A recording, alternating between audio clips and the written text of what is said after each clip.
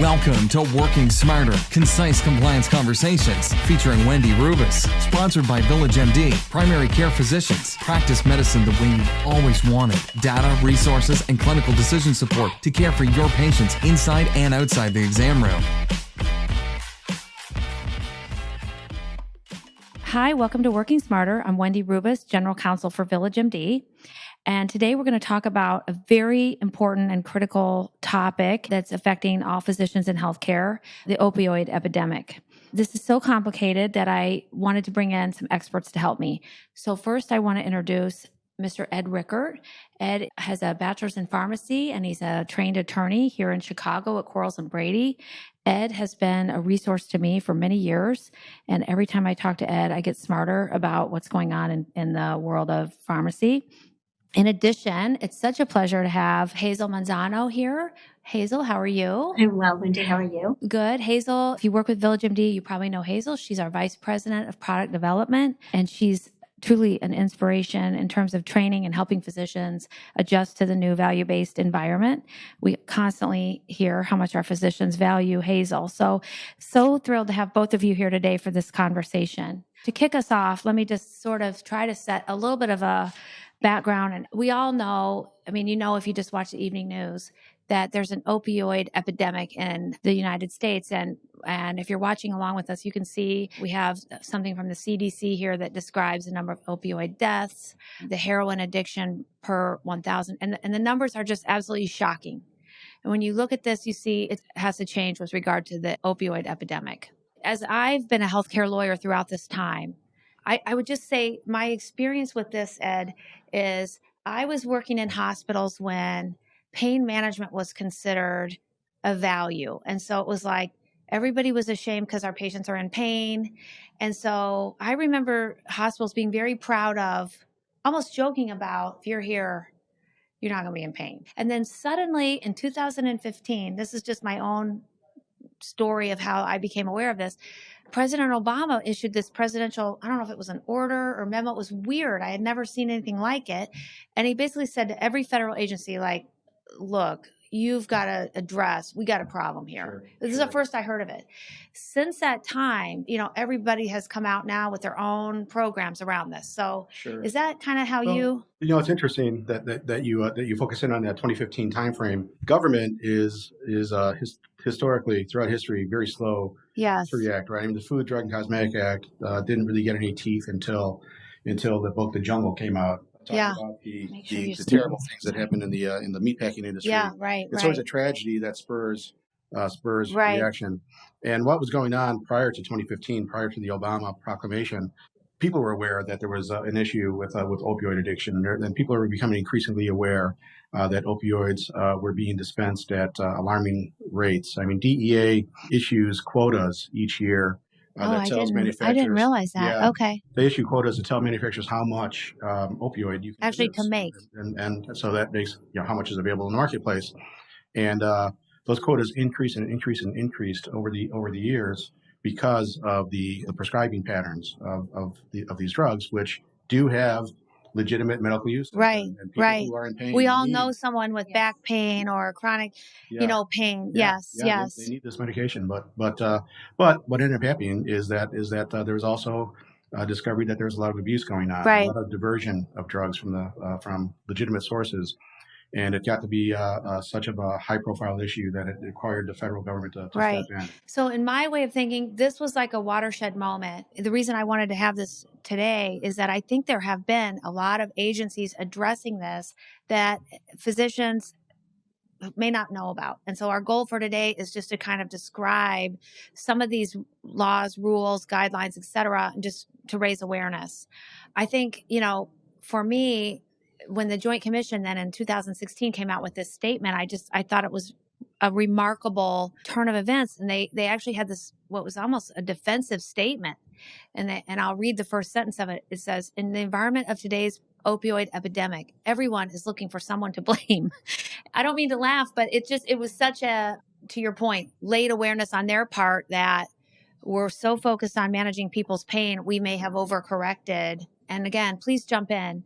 I think of this as there's enforcement entities and tools, And then there's other agencies that are doing things around guidance and treatment. So inside of enforcement, I usually think of the Department of Justice as enforcement, but in this case, of course, we also have the DEA, and they have their own. Is it they have their own agents? They do their own. Sure. So DEA, that's an interesting agency because as it's you can tell by the name, Drug Enforcement Administration. Right. You think of it like the law enforcement, street drugs, right? And as part of the Department of Justice, the agents that are trying to break up the Columbia cartel, right, are the same agents who may come into the pharmacy or doctor's office looking at records. And then we'll talk a little bit more about the prescription drug monitoring.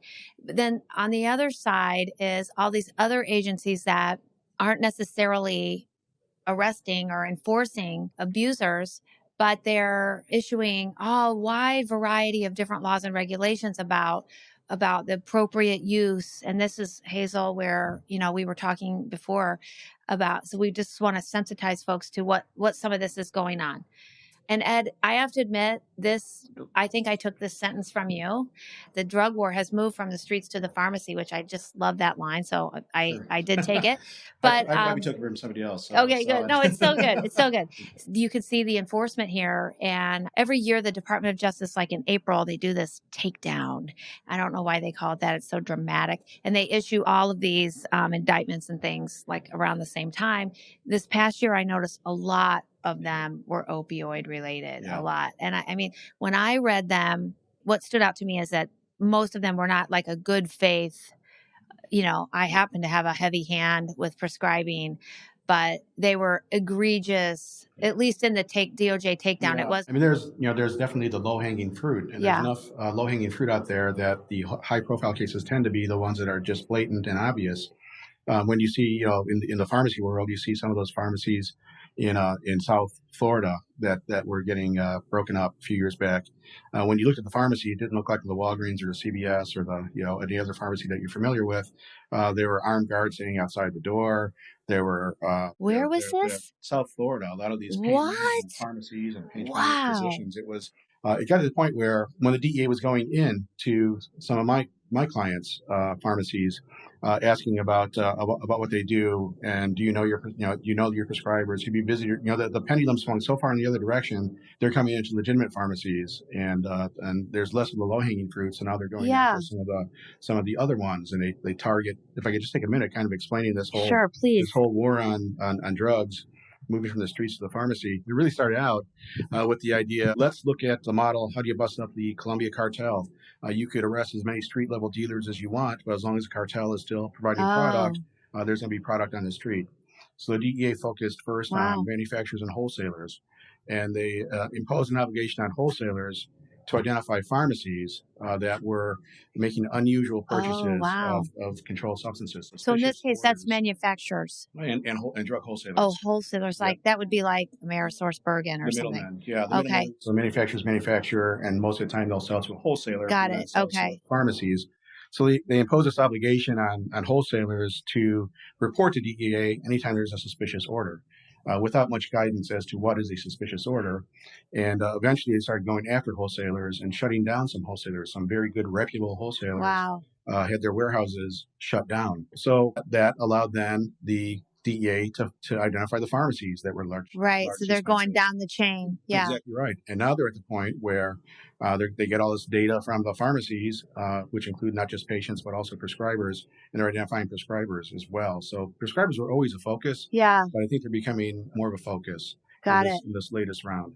Well, that's a perfect lead into our next slide here, our next point we wanted to make, which is, from what I read, what they're looking for in terms of whether it's the DEA, the DOJ, they've identified what they call red flags.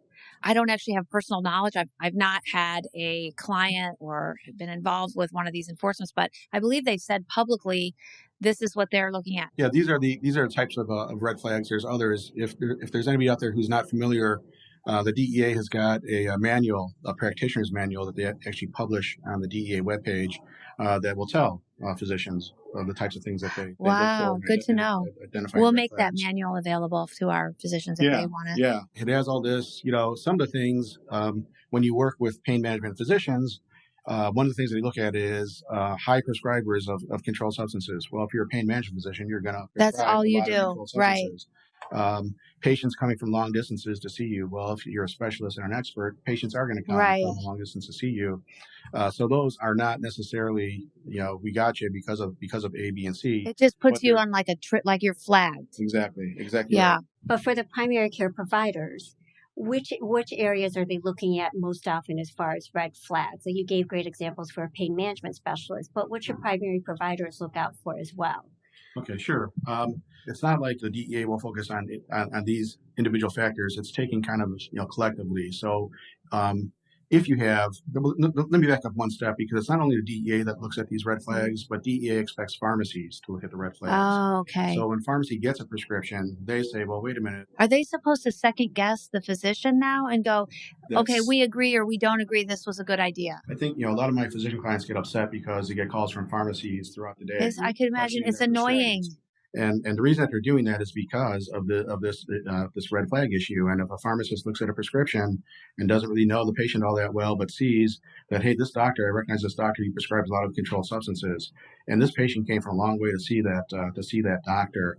And although the patient has insurance here, he wants to pay cash for his opioid prescription. That's a red flag to the pharmacy. It causes them to reach back to the doctor and say, doctor, what's going on with this patient? And the doctor historically would say, well, I examined the patient, I wrote a prescription. Some pharmacies are saying that's not enough. And the reason that they're saying it's not enough is because DEA is telling pharmacies that's not enough. They're saying, well, we want to know that you had a diagnosis, that if you knew enough to call the doctor because you suspected an issue, if you saw a red flag, and he just said, I wrote the prescription, you didn't resolve that red flag. Oh my gosh. You need to find out what's the diagnosis. Why is he being treated with an opioid? So this is the pharmacist asking a doctor, and a big thing we deal with our physicians is how busy they are, how much noise there is in terms of transitions of care. So I can only imagine that would be a frustrating. Yep. And is the pharmacist tracking some of this information they're getting back from the provider? The pharmacist should be documenting anytime they resolve a red flag. They should document that they resolved it. And the DEA is saying if you don't resolve it, now you've got an obligation. It's called the corresponding responsibility rule under federal law, where the primary responsibility for making sure that controlled substances are used for legitimate medical purposes, written by prescribers, acting in the usual scope of medical practice, primary obligations on a physician. But there's a corresponding responsibility on the pharmacist who dispenses it to make sure all that is going on as well. The bad part about it, from the standpoint of patient care, is that there's some pharmacists now who are saying, well, I'm not even going to deal with it. I'm going to tell the patient I'm out of stock and just give the prescription back to the patient and have the patient go to the pharmacy down the street. And so patients who have a legitimate need for pain management are being deprived of getting their medications because of this fear of DEA. Yeah, the judgment now on it. There's a stigma almost. Yeah. Pharmacists do that? Yeah, that's a good question. Because aren't there other areas where they would deny medication and there was almost some different medication? Yeah. They say you can't deny a patient a medication if they come up with a valid script. Can a pharmacist turn a patient away with a valid prescription? The important thing you said there is a valid prescription. So like Illinois, for example, about 2-3 years ago, wrote a rule that said every pharmacy in the state has got an obligation to fill valid lawful prescriptions. And then they've got some carve outs. You don't have to do it if there's a contraindication that could cause harm to the patient in your judgment, et cetera, et cetera. And at the end of it is one if you suspect that the prescription is illegitimate. So under the law, the pharmacist does have a right to second guess and refuse to fill. Wow. And it gets to be tough. Sounds like it's slippery slope. Well, it's like they're being held to account with the DEA, so that it would be probably uneven if they didn't have any choice but to fill it. Sure. But it just creates a second layer of scrutiny on, again, patients who really need the care or the medicine. Right. So I mean, you and I have talked about this, Wendy, over the years, is that, when you look at healthcare providers, what's their obligation when it comes to this area of dispensing controlled substances? There's 4 possible decisions that you can make when you're prescribing or if your pharmacist dispensing. You can say, yeah, it looks like a good prescription. The patient really needs it. I'm going to dispense it. Good decision. Looks like a good prescription, but I'm not going to dispense it because I'm afraid of some regulatory oversight, or a doctor's not going to prescribe the drug that the patient needs because of regulatory oversight. Right. That's a terrible decision. That's not what we're going for here, And the flip side of that is it's a prescription that's questionable, or it's a patient that's questionable, but I'm erring on the side of I'm a healthcare provider. I'm going to provide care, and you go ahead and you dispense, or the doctor prescribes. Good result if the patient at the end of the day really truly needed it, but it's viewed as a bad result if you let one slip by. It's tough for practitioners. It's tough for doctors, and it's tough. And now pharmacists have been interjected into this relationship. Yes. It makes it even tougher. It is tough. It is tough. So I want to move to something that I always try to advise our doctors, and some physicians, actually, Hazel may not know this, but their prescriber information is public data. There is a lag, so it's not like up to the minute, but I personally use the ProPublica website. If you're watching along on the video, you can see the website here, and you just can simply put a doctor's name in and it'll tell you their top prescriptions. Allows you to see prescribers by state and by specialty and et cetera. But I think it's important knowing that the DEA, you started off, Ed, by saying the government tends to be slow to react. So we always like to be faster and know more than the government knows. And so it's good for everybody to kind of know their data. I don't know if you're recommending that as well, Ed. No, absolutely. I think it's important. I know we have another slide coming up on the PDMP, but prescribers should know what information is out there and should know their own data. And what's interesting about this website is this tracks the prescriber's data for many medications. Good so point. Obviously, yes. Narcotics are part of it, but also benzodiazepines, antibiotics, antihypertensives. So this gives them, and like Wendy, you said, I reiterate, it's important for any provider to know what information is out there in the public about their practice history. Yes. And their prescribing history is out there for anyone in the public to just view. Yeah, it's a good point. And of course, patients, I don't know if our physicians are seeing patients coming in and knowing this information, or if patients are even aware of it. But probably as time goes on, our patients will get more and more aware of this public data. So we spent some time on the enforcement, and, we did talk about the DEA. I think it might be worth mentioning, Ed, just sort of breaking news about the DOJ. I think you had shared with me there's a new sort of initiative going on. Do you want to tell us about that? Sure. This is something that just kind of came to light this past fall. There were two U.S. attorneys, one in Massachusetts, one in Georgia. And we do have physicians in Georgia, so perk up if you're listening from Georgia. Time to wake back up. Okay. I think they recognize that they've got all this data. They've got investigative tools, subpoenas, warrants, and things like that. But they don't even need to go there. They don't need to collect data directly from the source. They have access to all kinds of other data. And the U.S. attorneys in Massachusetts and Georgia announced that they're going to use that data to start sending out letters to doctors once they get information that the doctor is a high prescriber of opioids or certain suspect drugs or combinations of drugs. An opioid along with a Xanax and along with a muscle relaxant. Oh, they're looking at, like, what do you call that when you mix two drugs? There's a medical polypharmacy. Oh, no, maybe I don't know. Anyway, do you know? I think you're talking about polypharmacy. Maybe. Yes. Or a cocktail. We don't know these words in the legal department. DEA calls it a cocktail. We call it that too, Ed, but that's a different podcast. Okay. There you go. So the U.S. attorney is sending out letters now to doctors, and it was initially confined to Massachusetts and Georgia, but we had a client in another state, a Midwest state, just the other day, in Wisconsin, who got one. But now the U.S. attorney's got access to these numbers, and they say, well, we better keep an eye on Dr. Jones. Yes. And they send Dr. Jones a letter saying, we're aware of what you're doing in terms of prescribing, and we're watching you. Wow. It's interesting, the letter that you did share with us did cite how the provider was prescribing an excess dose of that. Meaning the dose itself was high.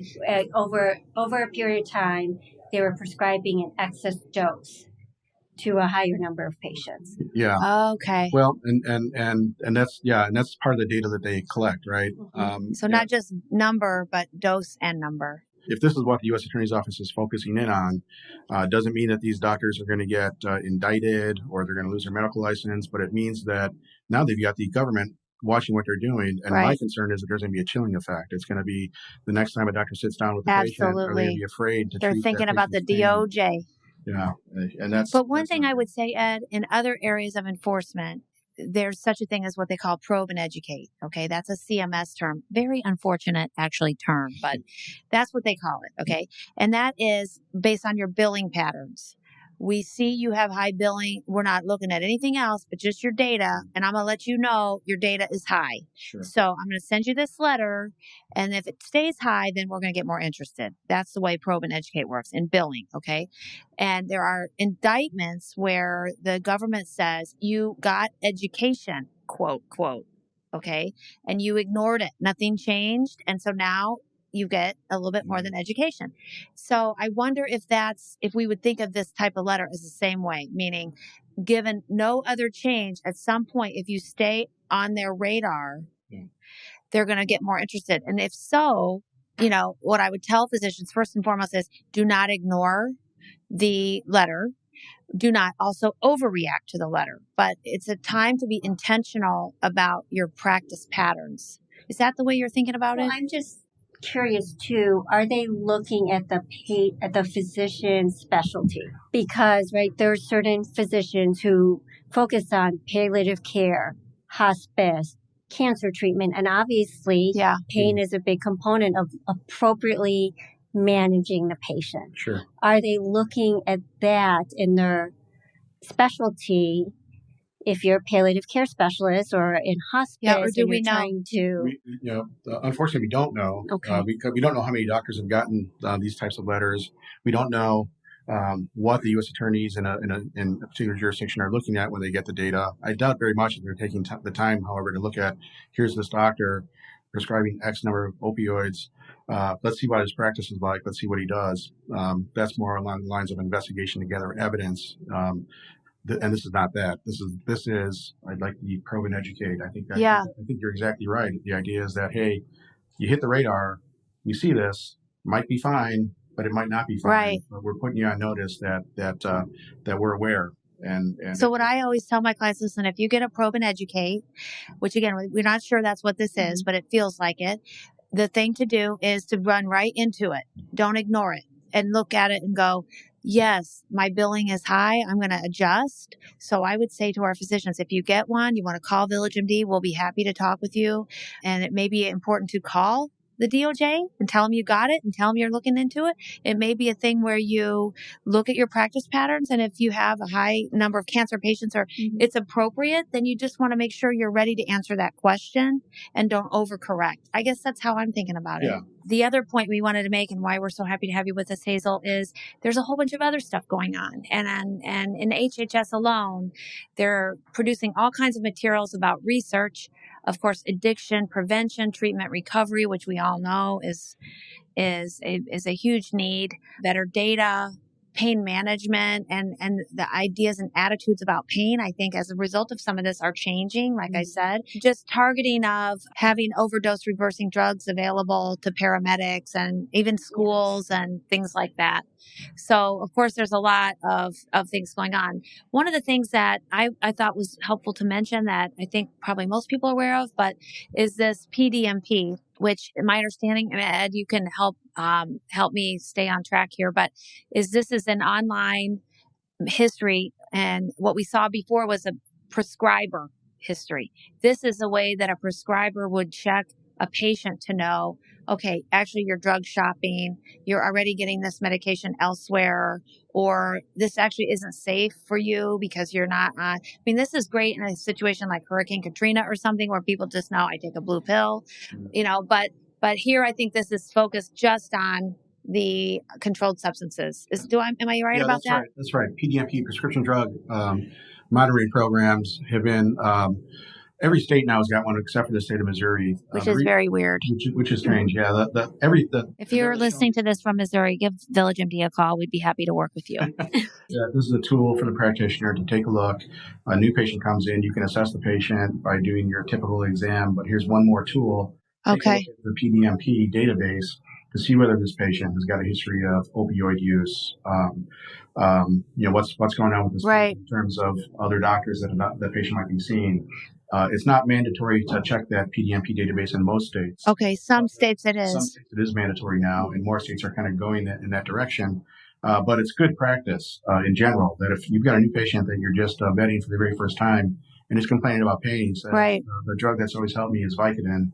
Well, take a look and just kind of see what's going The other use of this tool is, again, the pharmacy. Again, being put in the middle of all this.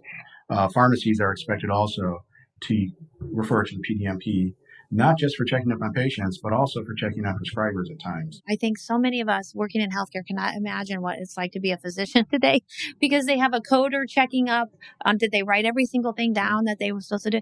And then now the pharmacy is looking. So it is a lot of scrutiny. It is. It is. And are they looking at neighboring states as well?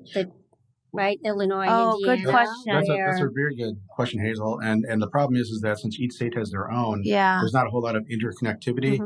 There's a national organization called the National Association of Boards of Pharmacies that's trying to do a PDMP interconnect database so that a pharmacist sitting in Illinois can see the data for prescribers in other states. You know, the one area where that's vitally important is mail order pharmacy. So many patients get their prescriptions through the mail now. Got it. Yeah, so you good have a point. pharmacist sitting in Illinois, but getting prescriptions from doctors all around the country and patients from all around the country.